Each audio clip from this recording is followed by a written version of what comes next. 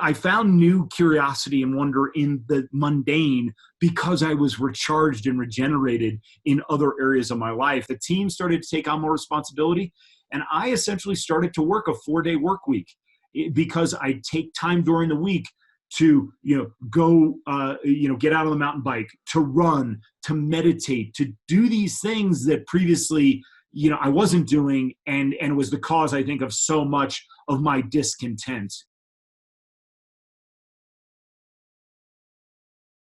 Hey, everybody. Welcome to this episode of the 4-Day Workweek Entrepreneur Podcast. Today, I have a good friend of mine who, just amazes me in so many ways. Don McLaughlin is more than an entrepreneur, more than an athlete that does amazing things, more than a guy starting an awesome company. He's really just somebody that I find walks through life in a very bold way, in a very powerful way, and yet a very gentle and delicate and compassionate way.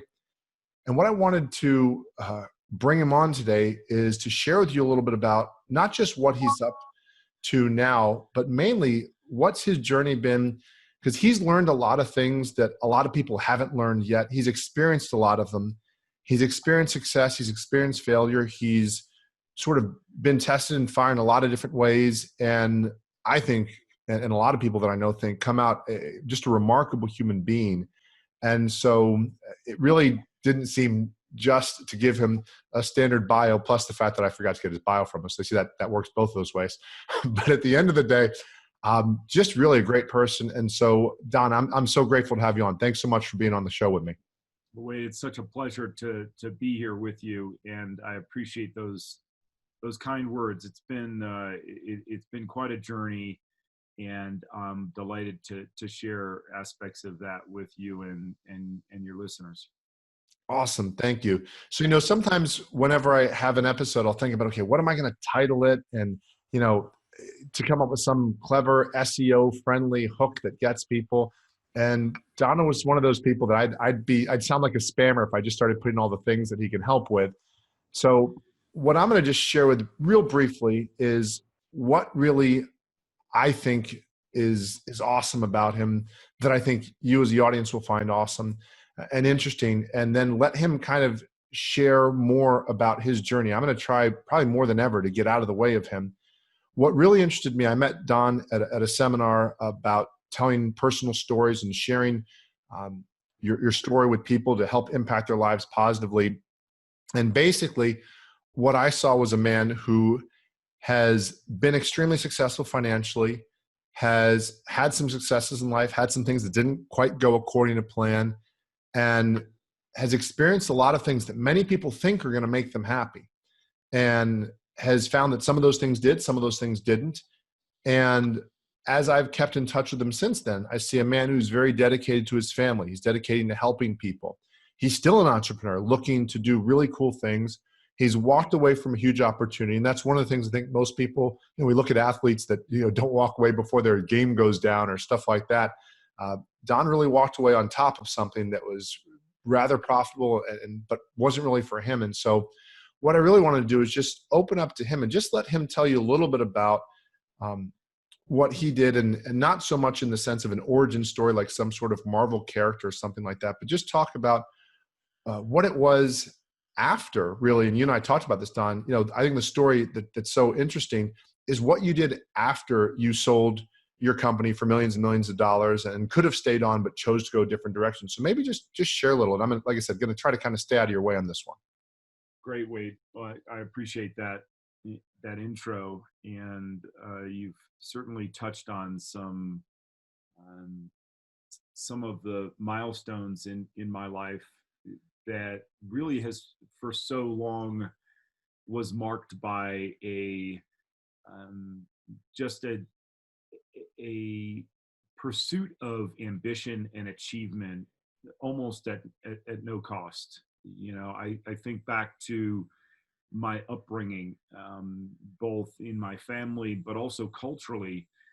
I grew up in the late 70s and certainly in the 80s, and I was driven to success. That really, I felt like, would define me as a person. And establish my value as a person. And so what that looked like was, doing anything and everything I could to achieve. And I paid high prices for doing that over years and years. And I'm trained as a lawyer, practice as a lawyer, and I then became an entrepreneur through a fascinating set of circumstances. And this journey for me has really been in earnest the last 20 years, where my legal career led to a career as an entrepreneur. I founded a firm that serviced legal departments in the Fortune 500. And I just kept going and going and going after more. And it ultimately led to the bottom falling out for me, and my hitting rock bottom in 2012, in the midst of serving as CEO of this consulting and technology services firm. And there was so much at risk. At that point, it was roughly a $6-7 million business a year. And I came face to face with the reality that I might lose it all. And at that time, 3 young children, a marriage of 12, 13 years, and I experienced a real awakening at that moment when I hit rock bottom that has shifted the course of my life since that time. And the most probably significant thing that I can share that I learned in that moment of hitting bottom is that I had to let go of pursuing more for more's sake, because I saw where it led me. And I had lost sight of a vision and purpose that was, beyond me in certain respects. And I needed to really, get aligned with my own integrity. And so I made a commitment in that moment to stop pursuing more for more's sake, and instead move more in alignment with what was true for me, with my own integrity.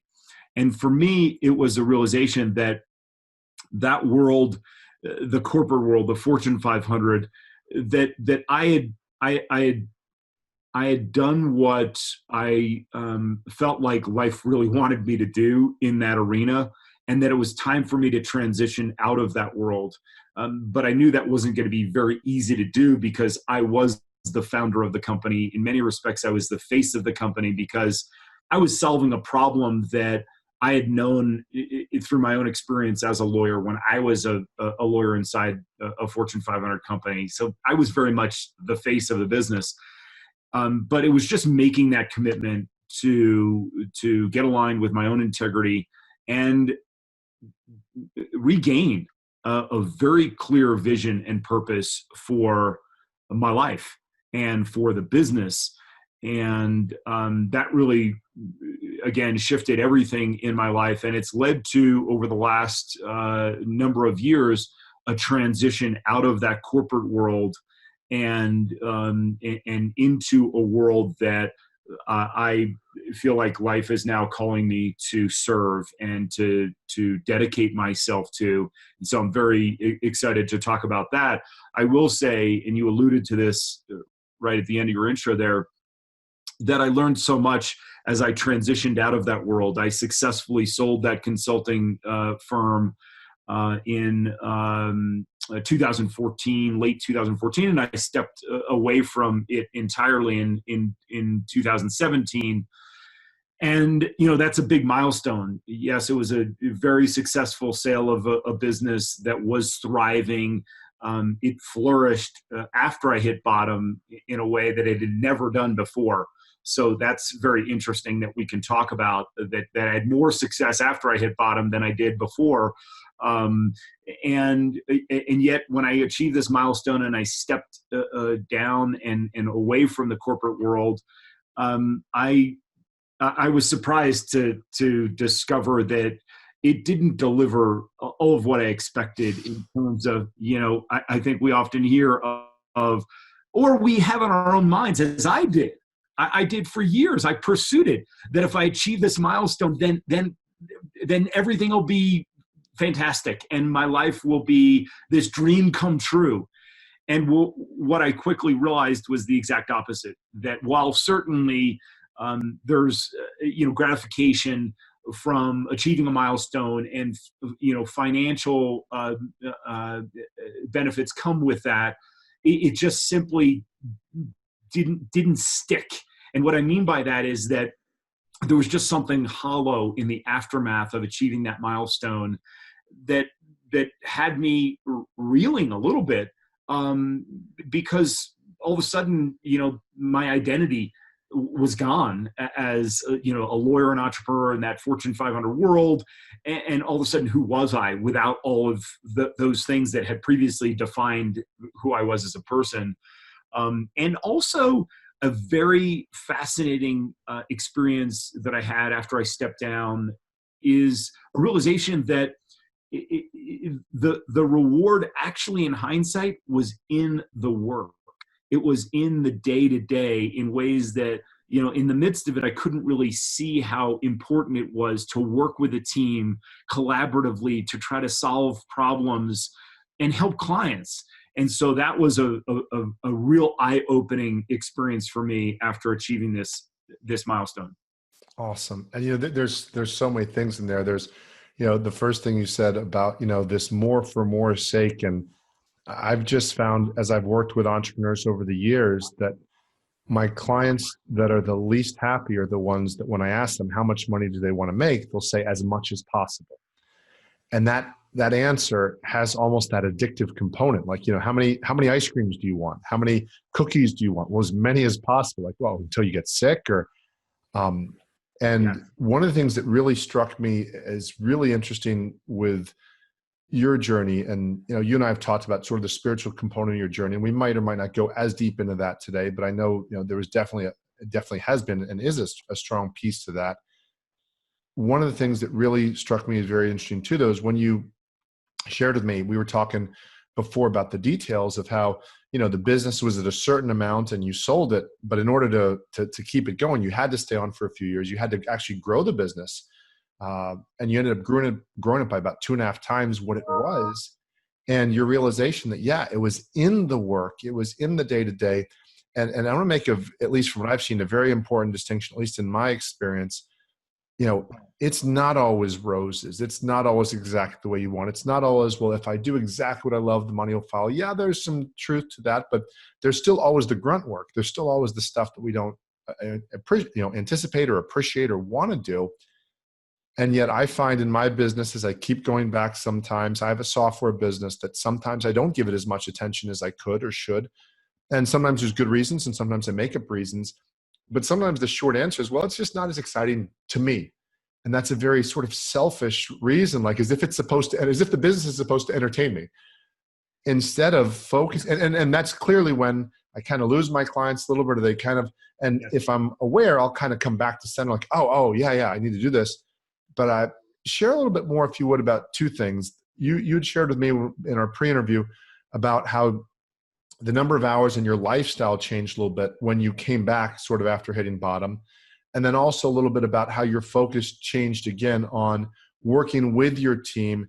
And I'm going to try to make it a little granular for our listeners too, in the sense of how your time management changed and how your delegation or ability to delegate and willingness to let go of certain things. You mind speaking to that a little bit? For sure. So you're right that for me, I had this experience of, just leading up to hitting bottom, I had grown to hate the business that I'd founded 5 years earlier. I think in large part because, again, I'd lost sight of a vision and purpose that was beyond just growing the business, which, that was really the focus. It was an innovative business kind of ahead of the market. And there was just so much upside that it just became such a focus, a maniacal focus to just grow the business bigger and bigger.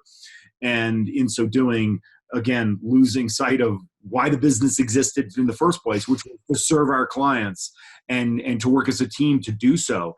And so it took, that harsh reality of hitting bottom to just wake me up and remind me that the business was about serving, and that my role as the head of that business was to serve, was to simply serve my team, my clients to the best of my ability. And in an instant, just to love what I'd grown to hate. Right. And that was remarkable to me, because it was such a stark change in, before and after, that I all of a sudden had this vision and purpose that was renewed around simply doing our best, because that's why the business existed. And so that was a real eye-opener again for me, because, I'd grown to loathe this business. And all of a sudden I was all in, completely all in, because I just felt so grateful to life and to my team and to our clients for this opportunity to do this really important work for them. And I also knew at the same time that I was not taking care of my body at all. And I had really worn myself down. Essentially, I think, my mind and body just kind of gave out. And I knew that I needed to develop staying power. And that required changing aspects of my lifestyle. And in particular, taking better care of myself through exercise and my diet, and becoming, more present to my own life. I think in many respects, before I hit bottom, I was frustrated about the things that had happened in the past and fearful about things that would happen in the future, always concerned about would the business succeed or fail. And that was paralyzing me. And instead, I just needed to accept what is and be present to what was real in my life. And so I started to make some changes immediately. Immediately, I started to care for myself in some specific ways. I started to look at my diet in terms of, just how I was, fueling myself. And also, importantly, exercise. I knew exercise was generally a good thing. I grew up as an athlete, but in the press and stress of the business, I had left a lot of exercise by the wayside because I was just too busy all the time. And so I had been in a program called Strategic Coach, that is an entrepreneurial coaching program that had planted the seeds in me about the importance of really setting aside time to take care of myself and also take care of my team and my family. And so what I started to do is just follow that guidance in terms of setting aside time that was just for me to rejuvenate, to recharge. And so what that looked like for me is I started to just a couple of days a week get some exercise. And for me, I live in the mountains of Colorado, and there are trails kind of everywhere. And so I started to get on my mountain bike a couple days a week, just for an hour. A couple days a week really started to make a difference. I just felt rejuvenated, even over the course of an hour. Over a lunch hour. And so that really, I started to have more energy, and I started to sleep better. And at the same time, I don't want to sugarcoat how bad it was for me before I hit bottom, because it was. I was essentially hooked on prescription antidepressants. I was really abusing alcohol, to really numb myself. And I had to find different ways of coping with the stress and anxiety that I was under. And at periods I had some dark depression as well, for which the antidepressants helped, but there were a lot of side effects. And I felt like it was a short-term thing that turned into a long-term crutch that was really crippling me in certain areas of my life. And so I read a few articles in the Denver Post. This is roughly late 2012, early 2013, around the time of legalization of cannabis in the state. The articles I read spoke about medicinal or therapeutic benefits associated with cannabis, and in particular, this variety of cannabis called hemp that was non-psychoactive and that it was legal. And this was shocking to me because, I started my legal career as an assistant district attorney prosecuting, drug crimes, and never thought that something could come of cannabis. But when I read that there were these therapeutic medicinal aspects, and also that athletes were using this thing called hemp, and in particular CBD, what's widely known now as CBD, cannabidiol, is this nutrient in hemp. I knew I had to try it because what I'd read was it helped them deal with stress much more effectively, get better sleep, recover, all the things that, I was in the middle of trying to fix in my own life. And so I started to experiment and started to use hemp-derived CBD on a regular basis. And then I started to add other plant extracts. And boy, things really started to accelerate in terms of my recovery. I too then discovered my energy was kind of at all-time highs. I was sleeping much more consistently, and I could manage stress and anxiety much more effectively. I became much more present. So those things combined, and I've shared this with you, remarkably, I transitioned from sort of riding the mountain bike a couple days a week to then reading a book called Born to Run about trail running and running in particular. And I just got fascinated by running in a way that before in my life, I kind of hated running. I got kicked off my high school cross country team. I was such a bad, disinterested runner.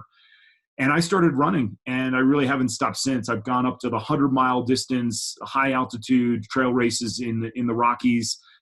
And I attribute it so much to what helped me, turn things around in the business, then turn things around in my life in a big way. And it's a variety of things, including obviously the importance of hemp-derived CBD and other plants that really allowed me to recover and again, have a lot more energy. That's awesome. Yeah, there's so many things there. First of all, I didn't know you also did strategic coach. I did that for a couple years, and I was looking to start the third year, and I was flying back and forth from Lima. We had, my wife did the work. She had just had our second child, and at 2 months old, I'm thinking, okay, I'm going to get on a plane from Lima, Peru, to go all the way up to Chicago, leave my wife for 4 days with a 3-year-old and a 2-month-old. It just wasn't happening. But there's so much stuff I've learned from Dan Sullivan's work and what he does over the years. Has definitely been a great mentor for me. One of the things that really, as you and I have talked about, that's really impressed me is some of the fundamental things you've come to. It's funny because I remember 20 years ago when people would talk about meditation, that was a woo-woo thing and people would dismiss it. And now it seems like people are dismissing basic things like getting enough sleep, eating well, exercise, like the fundamental stuff that at least you're in my generation, like, no, these are basics. And I think we've all seen this in the information world or the information industry. A lot of us discredit fatigue. So if you're an athlete and you hurt your leg and the big game's coming up in 3 weeks, we wouldn't tell you practice more for 3 weeks. We'd tell you get rested.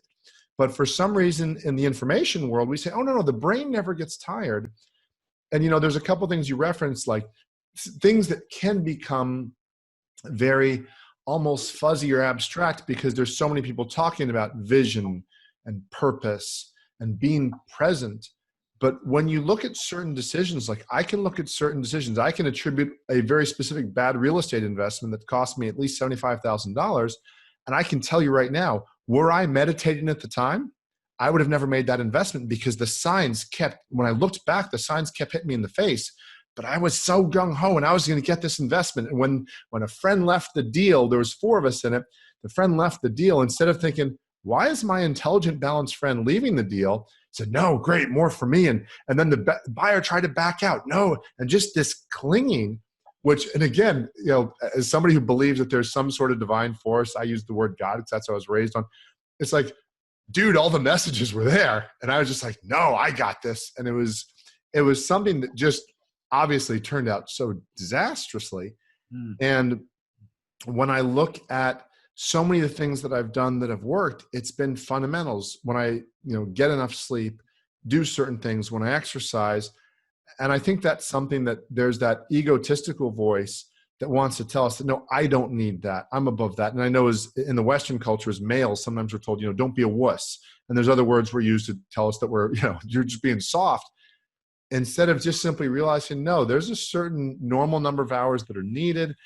And just the whole hustle and grind mentality that's sort of coming out now. And, when you and I grew up, the hustle and the grind were both dances, which were actually meant to be fun. And now it's, I'm hustling this. Like, look, the women in Africa carrying water on their heads 5 hours each way or 5 hours total for the day. That's hustle. That doesn't mean you're necessarily going to make more money. And it's not necessarily something to aspire to. The things like impact and helping people around you. And you and I talked a little bit about, how you learned to trust your team. And again, just so much of the stuff that's letting go of the ego. So if you don't mind, to whatever level you feel comfortable, talk a little bit about this whole thing of moving from this ego-based, which we've all kind of experienced. I know Dan Sullivan, the strategic coach, always talk about, the intense entrepreneur is I have everything. Everything's independence. I'm this rugged individualist and I can do everything, as opposed to, as he would call it, unique teamwork and really realizing, being humble enough to say, the people around me have gifts too. I'm not the only special one here. And can I be open to that? And can I trust? And instead of being like, well, I'm so damn competent, everybody's a friggin' moron, and say, well, no, this person does this well. And that person, share a little bit, if you don't mind, about how that specifically helped your business and then how you applied it, perhaps that humility to, you learning more about some of the work you're involved in now with getting people understanding the benefits of CBD and that sort of stuff. Yes. So I love that you use the word humbled, Wade, because that was my experience hitting bottom. I was humbled by life, and I up to that moment had been that sort of self-reliant, very aggressive in certain ways, type A personality, fueled by, right, and conditioned by a culture that is very much, go, go, go. I think here in the U.S. we're, sort of the poster child of that sort of externally oriented, achievement-driven, ambition-fueled life that there are many positive aspects of, but also it's a very fine line to being very destructive and all-consuming, which it was for me. And so after I hit bottom and had this humbling experience, I recognized the value in being part of a team in ways that I hadn't before. And what I mean specifically is that, as you allude to, that everyone had their own contributions and their unique skills to bring to what we were doing to serve clients. And I recognized that in a way that I hadn't before. And I started to ask for help in a real genuine, sincere way. And it made delegating that much easier because I was being, I think, more open and more honest and more transparent about areas in which, I didn't know, or I needed help. And what I found was that my team just responded time and time again when I was more open and transparent, and they wanted to jump in. And so all of a sudden delegation became an easier thing because it wasn't me saying top down. Instead, it was saying, geez, these are the things that I think are really important for us to move the needle to help this client in this area, but I don't, how are we going to do this?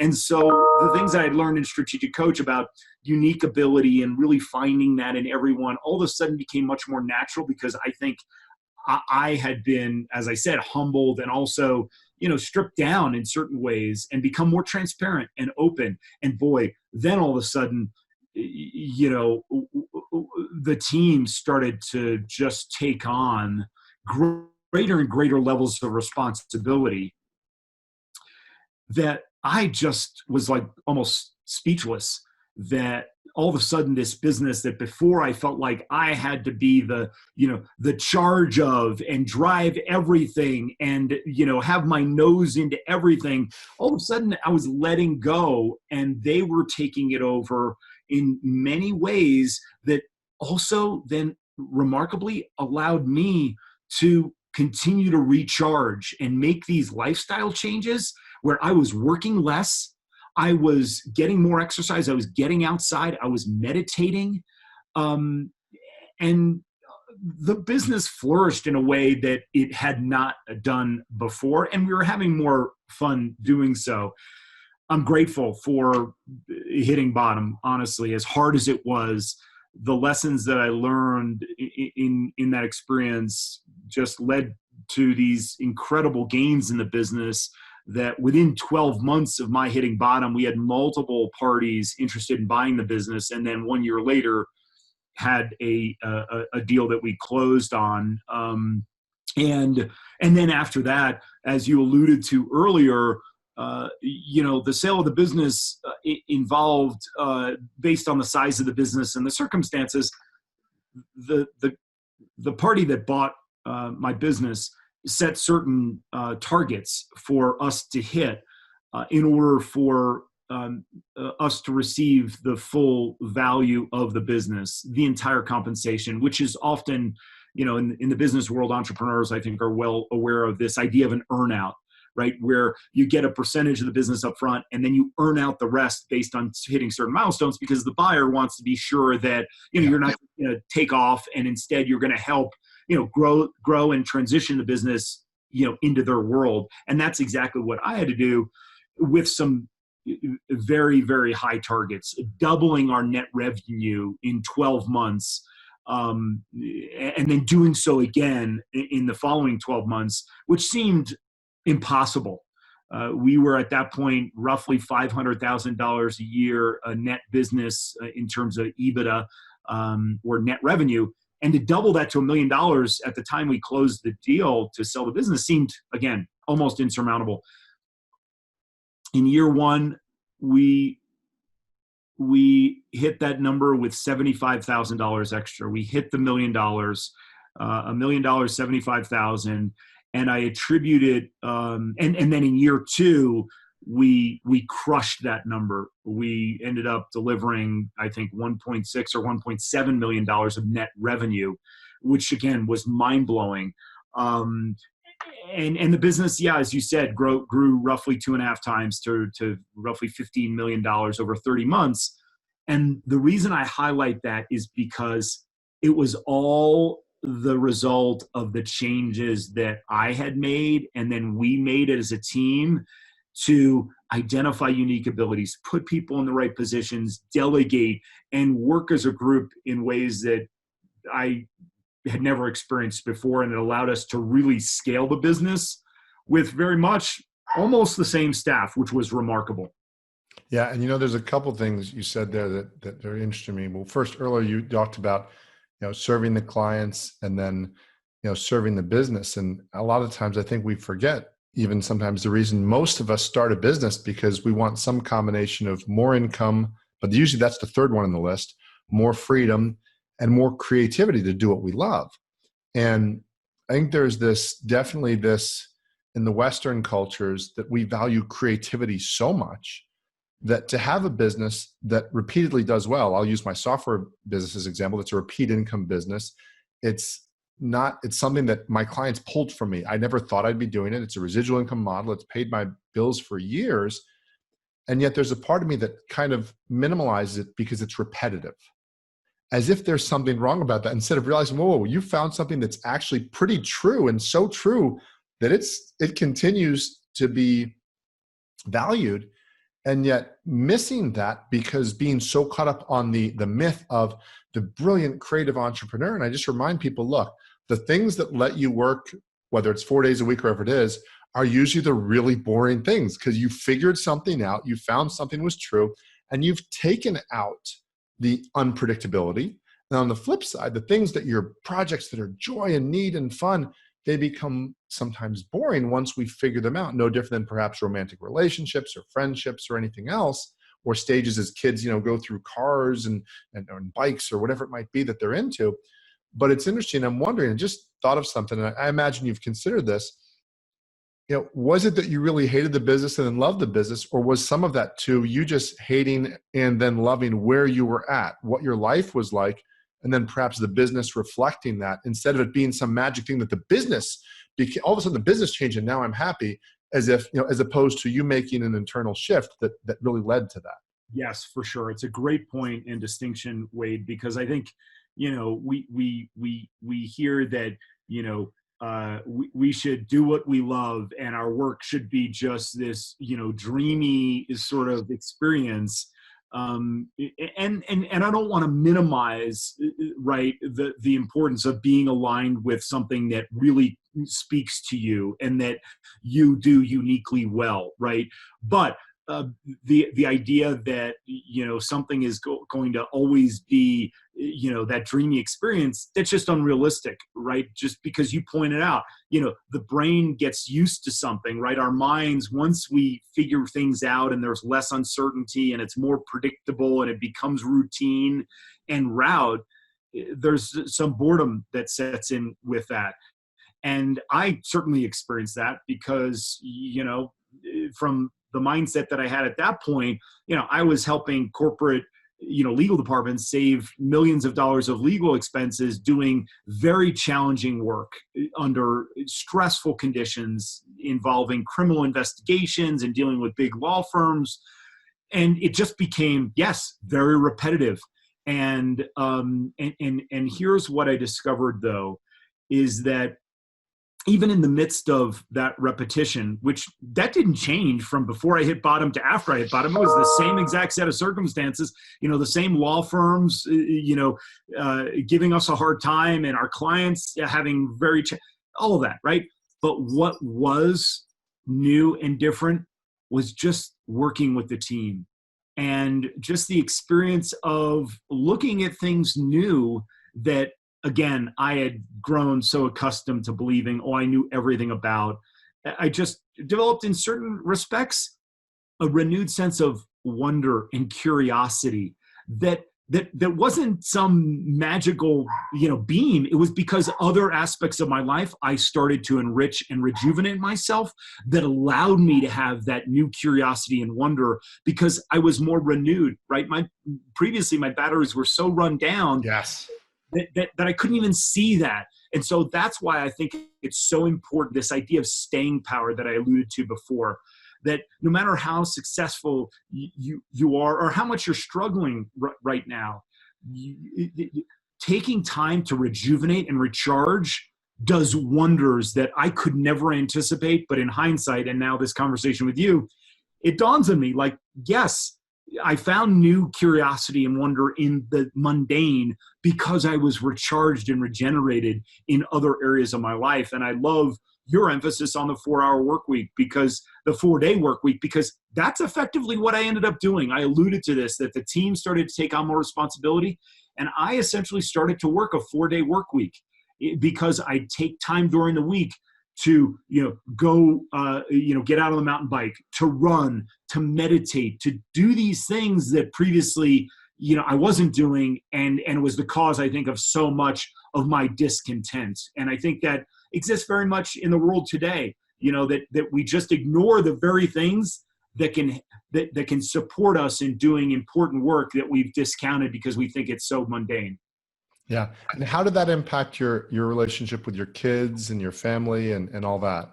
I just started to be more present with them while I was with them. And I'm not going to say it was 100% because, you know, I had a lot of demands on my attention, but increasingly when I was with them, I was with them. You know, I wasn't on the phone. I wasn't trying to do emails. And again, you know, I'm not going to say this was 100%, right? And even today, right, we live in a culture that there's so many demands externally, so much external stimuli that we can get hijacked by it. But by taking care of myself, the exercise, the meditation, it allowed me to just be there with them, and my relationships deepened with them in ways that I'm so grateful for, because as they get older, you know, those moments, they go quickly, and I'd missed many of them before I had the experience of, you know, increasing my presence and really enjoying the moments with them, and being more disciplined, not letting work constantly interfere with things that should have been focused entirely on my kids. So for me, practically what it looked like was, Wade, I started to be at their events and be there, you know, actually be there and not have the phone be a source of, you know, distraction. Yeah. And, you know, that's the thing. Kids, gosh, they've got such good BS sensors, because you can show up at the game and be even half present. And, you know, I've done it a couple of times. Oh yeah, I'm watching. No, you're not. And again, you almost are better off not even going than doing that. And, you know, one of the things sometimes people ask me, Wade, are you dogmatic on 4 days? No, for me, I am, because I'm clever with myself. Oh, I'll just do this for 5 minutes. I'll just do this. I'll just do that.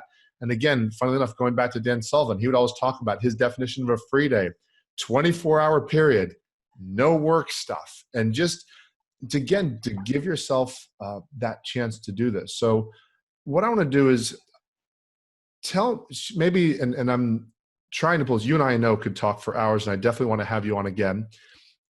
Maybe, you know, when I always try to look for what specifically can I give the audience to take from this. And as you and I are talking, like I said, I know there's so many dimensions to what you do. You've mentioned meditation, you've mentioned exercise.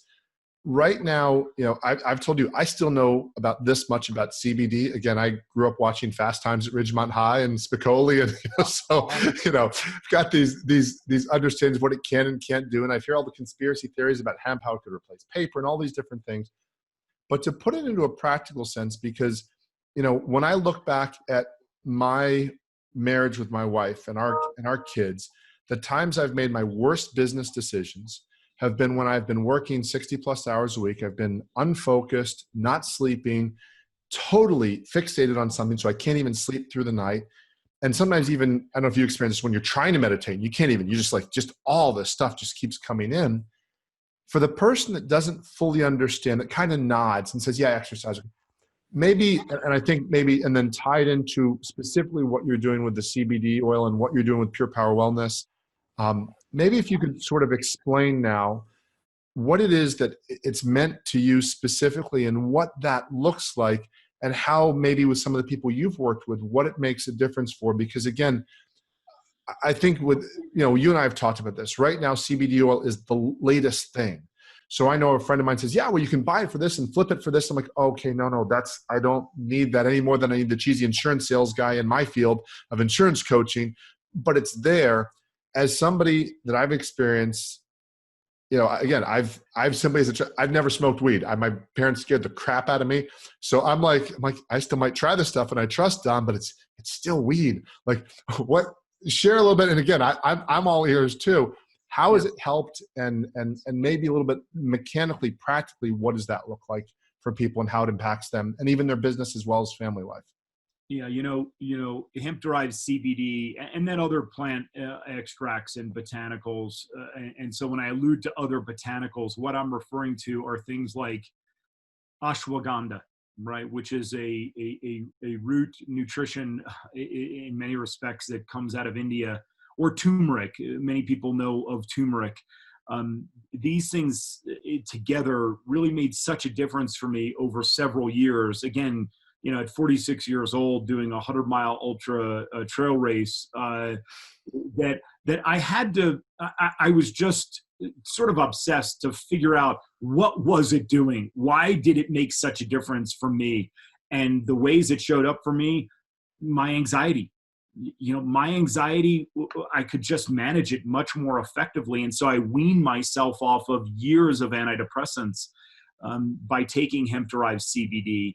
And I learned so much over the course of 5 or 6 years by trying lots of different hemp-derived CBD products, many of which really didn't work as I expected them to. And so I dove deep, and at the end of 2018, I spent a number of months in 2018 writing a book that I published at the end of 2018 called Plants, Performance, and the Endocannabinoid System, 21st Century Sports Medicine. I published it on Amazon, and I'm proud to say it hit Kindle #1 bestseller in sports medicine and a couple other categories. And really, it's a layman's description of what is going on with this whole CBD hype. And really what it boils down to, Wade, is something that was only discovered in the early 90s in connection with the study of the medicinal impacts. What is cannabis doing physiologically inside the body, right? Most people think of cannabis and they think Fast Times at Ridgemont High, right? Because marijuana is what, is what it's known as. But again, just like tomatoes have different varieties, cannabis has different varieties. You have marijuana and you have hemp, right? Marijuana has high THC, which is the psychoactive compounds within the plant, in the flower that deliver that high.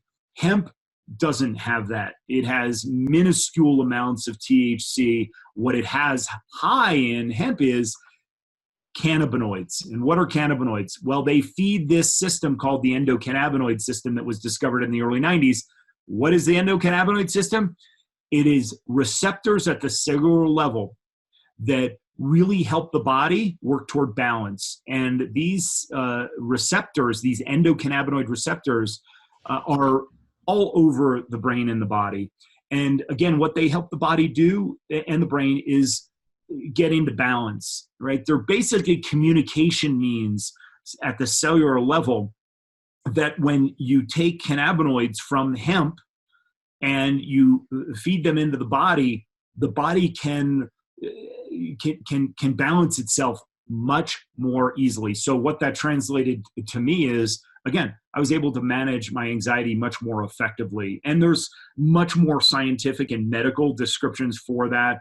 Mm-hmm. In particular, with respect to stress and anxiety, what cannabinoids do is they down-regulate the stress response. So we all know, right? We get stressed, fight or flight, right? Cortisol spikes. Physiologically, that's a charge in the system, which is great when you're under threat, but not if it's persistent and chronic. And what cannabinoids do is help down-regulate that system so that you're not in a persistent state of fight or flight. So that helps with anxiety, and which then ties into sleep, right? Because if you're anxious, it's often very hard to sleep, right? Or to sleep through the night. And then energetically, cannabinoids have also been identified as supporting mitochondria. Mitochondria, what are they? They're the horsepower inside our cells. That's what generates energy. Mitochondria do, and cannabinoids help support mitochondrial function, right? As we lose energy as we age, the reason is because our mitochondria simply aren't working as effectively as they were when we were younger. Cannabinoids help support that mitochondrial function inside the cell to generate energy. So those are some of the key ways in which it helps me, and it helps our customers at Pure Power Botanicals, a company that I launched with my cousin who had a traumatic brain injury, and I turned him on to CBD about 3.5 years ago. And it's really helped him recover from this near fatal brain injury that he had, to the point that he's back playing competitive ice hockey. And the last thing I'll mention, Wade, is recovery, right? We've alluded to it through this conversation. If you can't recover on a consistent basis, you're just going to burn out. I can speak from personal experience, right? And there's so much literature out there about the damage that can happen over time if you don't recover. Cannabinoids have a unique ability to allow us to recover more quickly. How? By reducing inflammation, right? Inflammation is tied to many of the most severe chronic diseases that plague society. And cannabinoids just have a very effective way of reducing inflammation internally, which then helps us to recover more quickly. So those are the highlights. Again, Pure Power Botanicals is the company that I founded with my cousin, and we've been in business about 7 months. We have customers from around the world, and we've combined hemp-derived CBD, the highest quality hemp that we could find, with other botanicals to address the very things that I just spoke about: stress and anxiety, deep restful sleep, long-term energy, and then faster recoveries. And that's really what our product line is made up of. That's awesome. And the last thing I'd say, because I know this, I think I already know the answer to this question before, but one of the things that I'm hearing you saying, and from talking with you, is relates to something that I've learned. So I happen to have a master's degree in psychology. I say happen to because I don't really actively use it. I guess I do sometimes. But one of the conversations we'd always get into is the role of, whether it be antidepressants, medication, whatever you want to do, some sort of intervention of a physical substance. And the conversation was pretty much usually, the short version of the conversation is, if in the short run it helps the person to calm down enough mentally, psychologically, to do the work they need to do to heal, awesome. If it is perceived as a replacement to doing the work, not so awesome. And is that pretty much accurate to what you're saying? You didn't, like, as you mentioned, you did exercise, you did meditation. You didn't just say, I'm going to take this pill and it's done.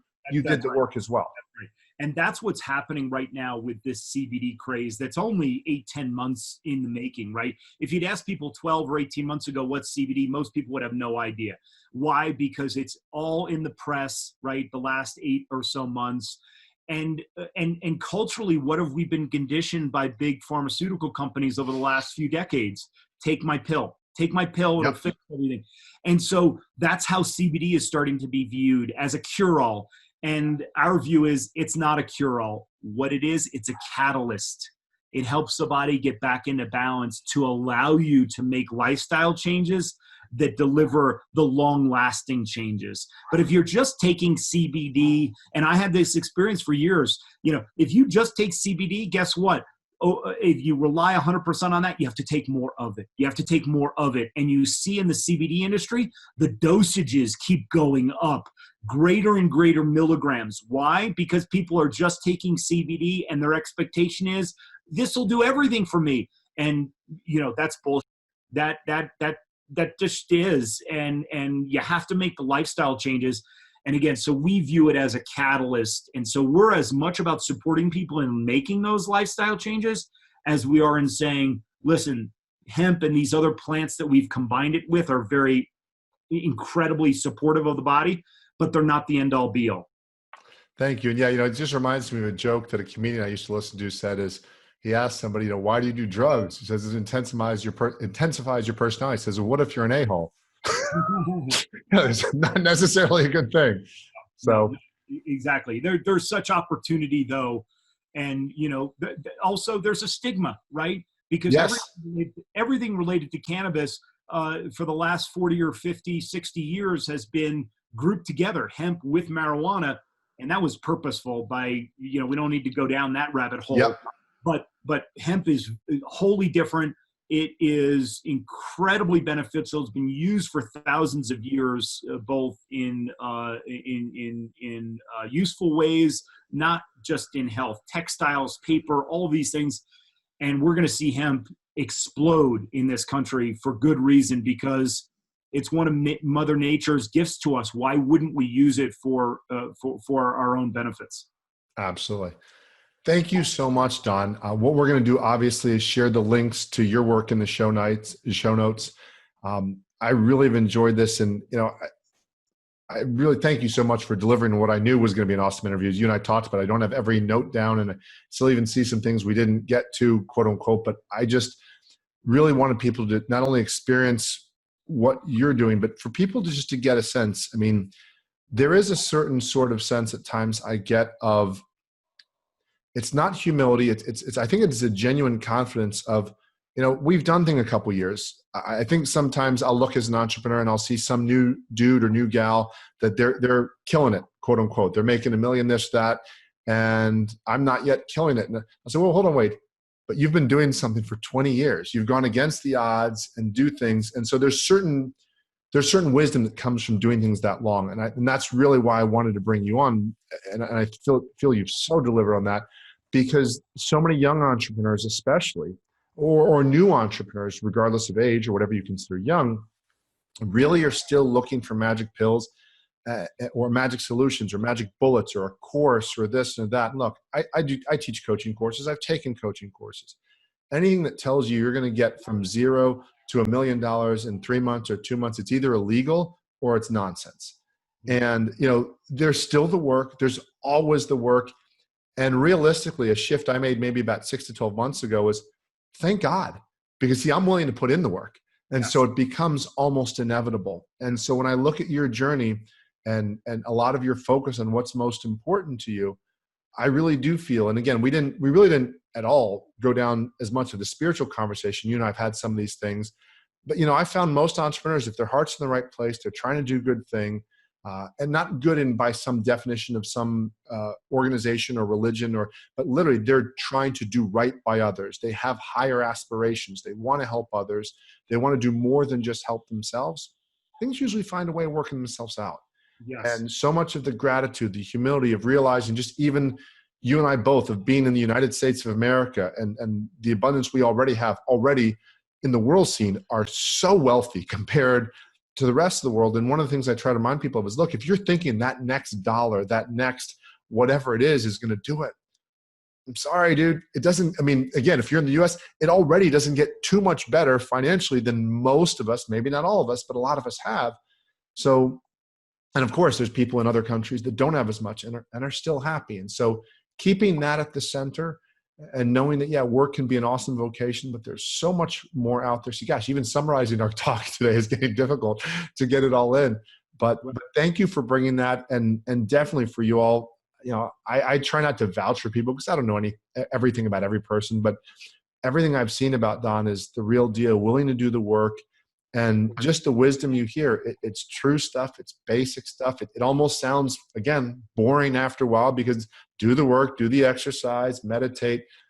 But there are certainly harder ways to do things. And as I remind people in the marketplace, to bring it really back to the business side of this, nobody cares if you cut their grass with a pair of scissors or a lawnmower. They're not going to pay you more for an effort that you slaved over. Look at how hard I worked. Nobody cares.